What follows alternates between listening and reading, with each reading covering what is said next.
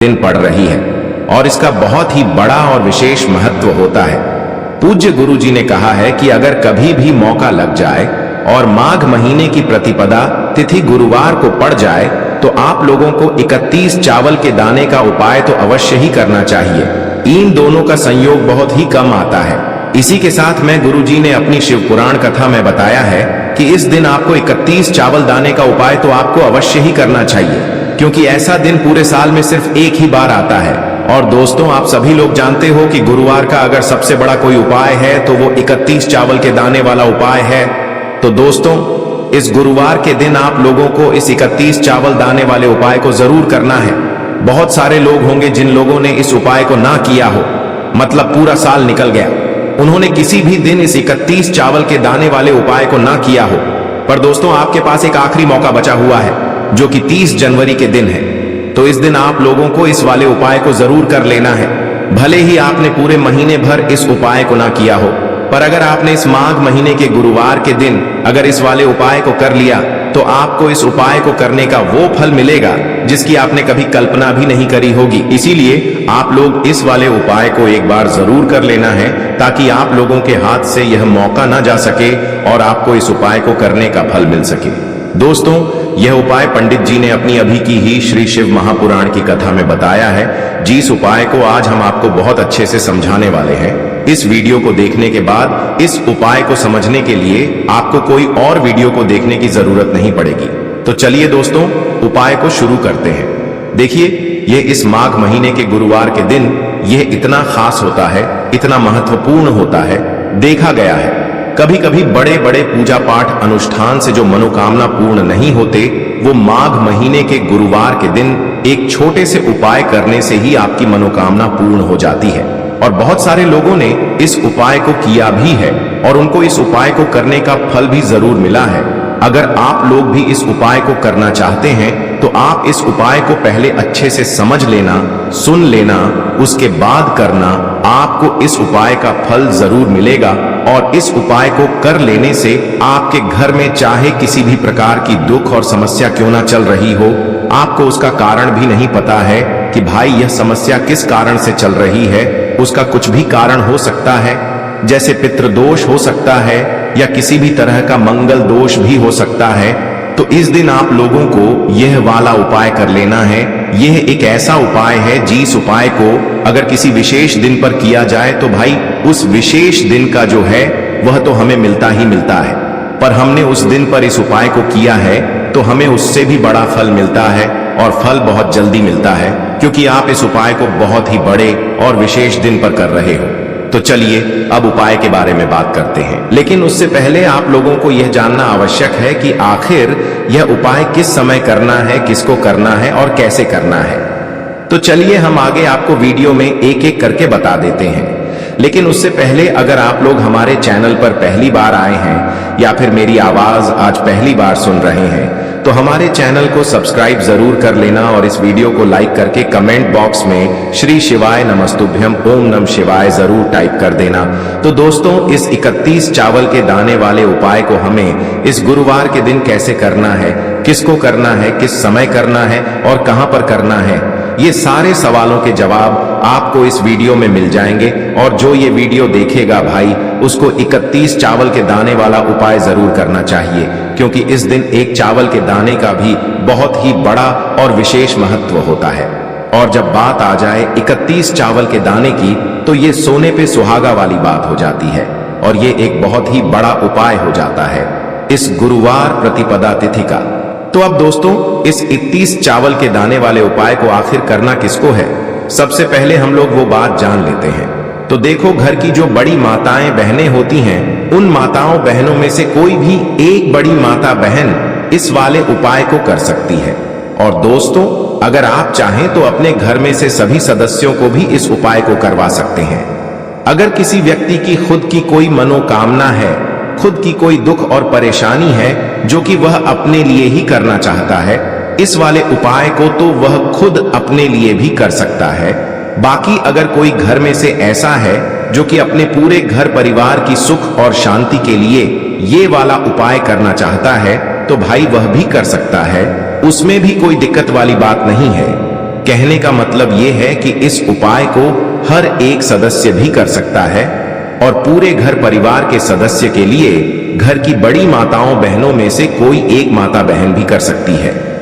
माताएं बहनें अगर घर में उपस्थित न हो या वो यह वाला उपाय न कर पा रही हो तो फिर घर का कोई बड़ा सदस्य भी इस 31 चावल के दाने वाले उपाय को कर सकता है, चाहे फिर वह पुरुष ही क्यों ना हो, उसमें कोई भी दिक्कत वाली बात नहीं है। अब दोस्तों, इस 31 चावल के दाने वाले उपाय को हमें करना कहां पर है? हमें इसे शिव जी के मंदिर में जाकर करना है। बहुत सारे लोग प्रश्न करते हैं, हर एक उपाय को करते समय क्या हम इस उपाय को घर पर कर सकते हैं? तो इस वाले उपाय को आप घर पर नहीं कर सकते हो। इस वाले उपाय को करने के लिए आपको शिव जी के मंदिर ही जाना पड़ेगा। उसके बाद में दोस्तों, जो अगला प्रश्न निकल कर आता है वो यह आता है इस उपाय को लेकर कि आखिर इस उपाय को हमें किस समय करना है, सुबह के समय करना है कि शाम के समय करना है? तो देखो, इस वाले उपाय को आप लोग सुबह के समय भी कर सकते हो और शाम के समय प्रदोष काल में भी कर सकते हो। अब अगर आप पूछो कि भाई सबसे उत्तम समय कौन सा रहेगा इस 31 चावल के दाने वाले उपाय को करने का, तो हम आपसे बस यही कहेंगे कि इस उपाय को आप सुबह के समय करेंगे तो ज्यादा बेहतर होगा। बाकी अगर प्रदोष काल शाम के समय भी करेंगे तो भी अच्छा होगा, उसमें कोई भी दिक्कत वाली बात नहीं है। तो अब दोस्तों, जो अगली सबसे बड़ी और महत्वपूर्ण बात आती है वो यह आती है कि सुबह अगर हम उपाय को करेंगे तो हमें कितने बजे से लेकर कितने बजे तक के बीच में करना है, और शाम के समय प्रदोष काल में करेंगे तो हमें कितने बजे से लेकर कितने बजे के बीच में करना है। तो देखो, सुबह जितनी जल्दी हो सके आप उपाय को करने की कोशिश करना। बाकी अगर किसी कारणवश लेट भी हो जाओ, थोड़ी देर भी हो जाए तो 10 या 11 बजे तक भी आप उपाय कर लेना, पर 12 बजे से ज्यादा देरी ना हो, ठीक है?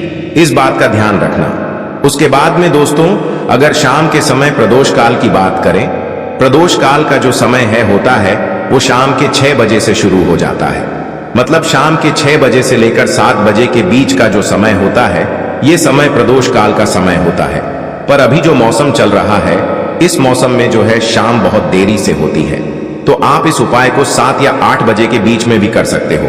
मतलब शाम के 6 बजे से रात 8 बजे के बीच में आप कभी भी इस वाले उपाय को कर सकते हो, उसमें कोई भी दिक्कत वाली बात नहीं है। अब दोस्तों, यहाँ पर इस उपाय को लेकर एक और सबसे बड़ी बात ये निकल कर आती है कि इस 31 चावल के दानों को हमें लेना कहां से होता है, और हमें इस उपाय को करने के साथ में क्या और कुछ भी सामग्री ऐसी होती है जो शिव जी के मंदिर लेकर जानी पड़ती है। तो देखो, यहां पर हम आपको बता दें, सबसे पहले आप लोग यह जान लो कि यह जो 31 चावल के दाने वाला उपाय है, सिर्फ और सिर्फ आप उपाय की सामग्री लेकर कभी भी शिव जी के मंदिर मत जाना, क्योंकि हमें भगवान के सामने ये नहीं दर्शाना है कि अगर हम भगवान शिव जी के मंदिर आए हैं तो अपने फायदे के लिए आए हैं। तो इसलिए जो भी पूजन सामग्री है, उपाय सामग्री है, 31 चावल के दाने, इसके साथ में आपको पूजन सामग्री भी जरूर लेकर जाना है। देखो, अगर सुबह के समय उपाय कर रहे हो तो सीधी सी बात है, 1 लोटा जल तो आप लेकर जाओगे ही जाओगे। वही 1 लोटा जल अगर मिट्टी का जल हो तो बहुत अच्छा रहेगा। मिट्टी का जल कैसे बनाया जाता है, इसके लिए हमने पहले से बहुत सारी वीडियोस बना दी है। आपके पास इस दिन एक आखिरी मौका रहेगा मिट्टी का जल शिव जी पर चढ़ाने का, और उपाय को करने का बहुत बड़ा आपको इस दिन फल मिलेगा। तो इसीलिए इस दिन हो सके तो भाई मिट्टी का जल चढ़ाना तो अपने साथ में कम से कम 1 लोटा जल तो आपको लेकर जाना ही जाना है। अगर मिट्टी का जल नहीं है तो घर का जल भी आप इस्तेमाल कर सकते हो। इसके अलावा जो भी पूजन सामग्री है, देखो 31 चावल के दाने ये अलग आपके रहेंगे, और जो आपकी पूजन सामग्री रहेगी वो अलग रहेगी। पूजन सामग्री में आप जो भी चीज लेकर जाना चाहे वो लेकर जा सकते हैं। एक बेलपत्र भी लेकर जा सकते हैं, उसमें कोई भी दिक्कत वाली बात नहीं है। वहीं अगर हम बात करें शाम के समय की, तो शाम के समय शिव जी पर जल नहीं चढ़ता है, इसीलिए शाम के समय आप लोग एक दीपक तैयार कर लें, जो कि गोलबत्ती का, आटे का, शुद्ध देसी गाय का घी का होगा, है ना? इस बात का आप लोगों को ध्यान रखना है, और इस दीपक को आपको घर से जलाकर नहीं लेकर जाना है, भगवान शिव जी के मंदिर में जाकर ही जलाना है। इस बात का भी आप लोगों को ध्यान रखना है। अब दोस्तों, यहां पर हमें इस बात को समझना है कि यह 31 चावल के दाने हमें लेना कहां से है। क्या हमें दुकान से लेकर आना है, या हमें अपने घर से लेना है, या कहां से लेकर आना है, और कौन से चावल लेना है? क्योंकि चावल भी बहुत प्रकार के होते हैं। तो देखो, इन सभी सवालों के जवाब आप लोग एक बात में सुन लो कि भाई ये जो उपाय है, इस उपाय में आपको ये नहीं देखना है कि भाई कौन से चावल है, कौन से चावल नहीं है। बस जो भी चावल ले रहे हो वो चावल का दाना सबूत होना चाहिए, मतलब साबुत होना चाहिए, टूटा हुआ नहीं होना चाहिए, कटा पिटा नहीं होना चाहिए। ये बात आपको ध्यान रखना है। बाकी आपका चावल बासमती हो या सादा चावल हो या कोई सा भी चावल हो, उसमें कोई भी दिक्कत वाली बात नहीं है। तो सीधी सी बात है कि आपके घर के रसोई घर में जहां पर आप भोजन बनाते हो, वहां पर जो भी चावल आपके उपस्थित हो, उन चावलों में से अपनी एक कटोरी भर लेना या एक मुट्ठी चावल अलग से निकाल कर रख लेना, क्योंकि हम 31 चावल ही यहाँ पर इस उपाय में लेने वाले हैं। तो हमें यह चावल के दाने गिनकर निकालने पर डिढेंगे। इस बात का आप लोगों को ध्यान रखना है। तो अपने उस चावल की कटोरी में से या चावल में से 31 ऐसे चावल के दाने आप लोग निकाल लो जो कि टूटे हुए ना हो, कटे पिटे ना हो, जिनमें कोई दाग ना लगा हुआ हो, है ना।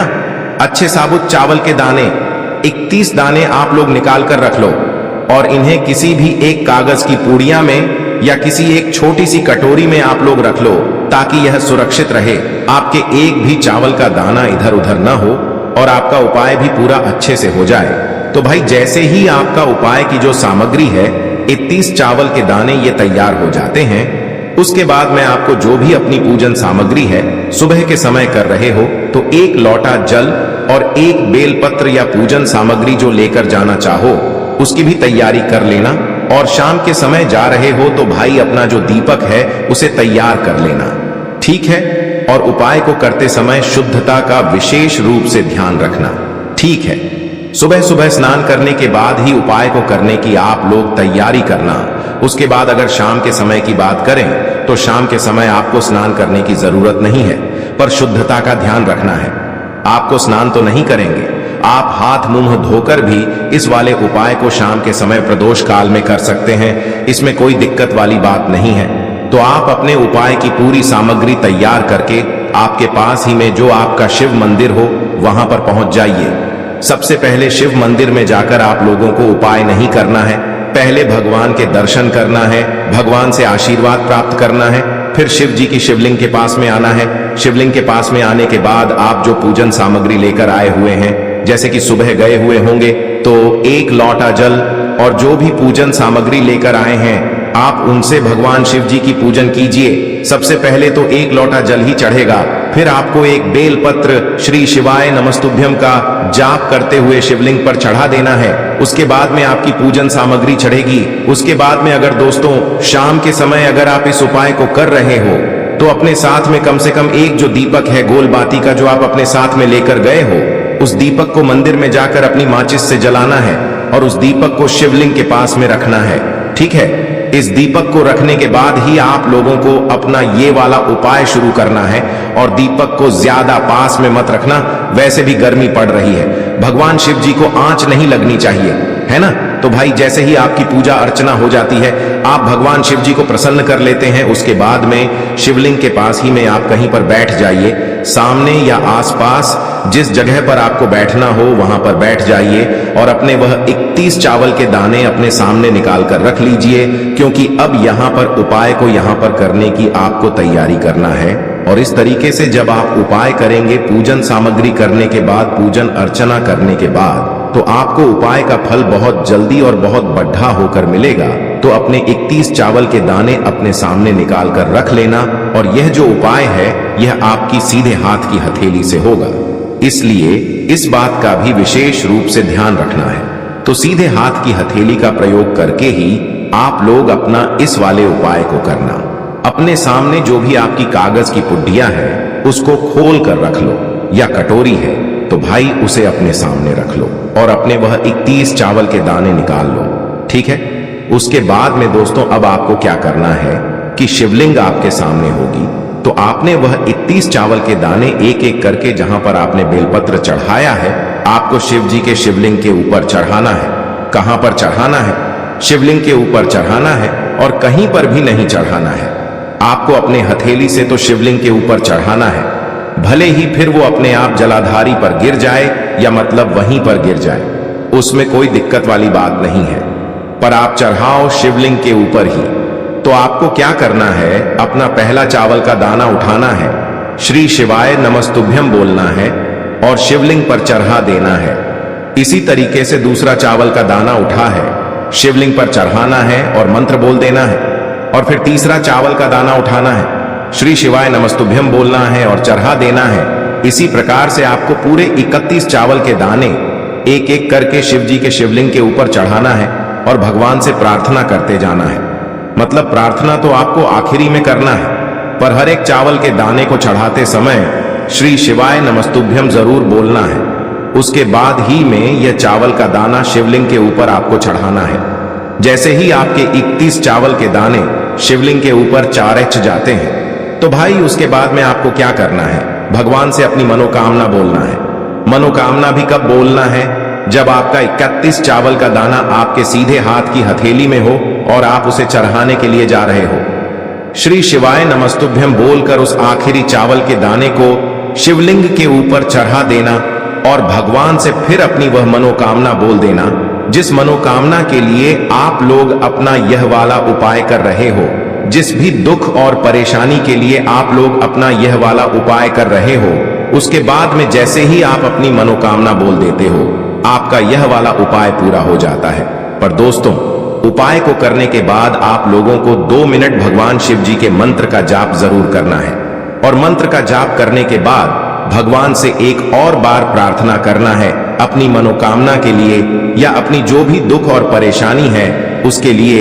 इसके बाद में आप लोग भगवान को देखकर भगवान से प्रार्थना करके उनसे आशीर्वाद लेकर वहां से उठ सकते हैं और अपने घर पर जा सकते हैं। बस दोस्तों, यहां पर यह वाला उपाय पूरा हो जाता है। इस तरीके से जो भी व्यक्ति छोटी छोटी चीजों का ध्यान रखते हुए इस 31 चावल के दाने वाले उपाय को करेगा, निश्चित सी बात है उसे उसकी मनोकामना जल्द ही पूर्ण होगी और जो भी दुख और परेशानी है वो भी बहुत ही जल्दी दूर होंगे।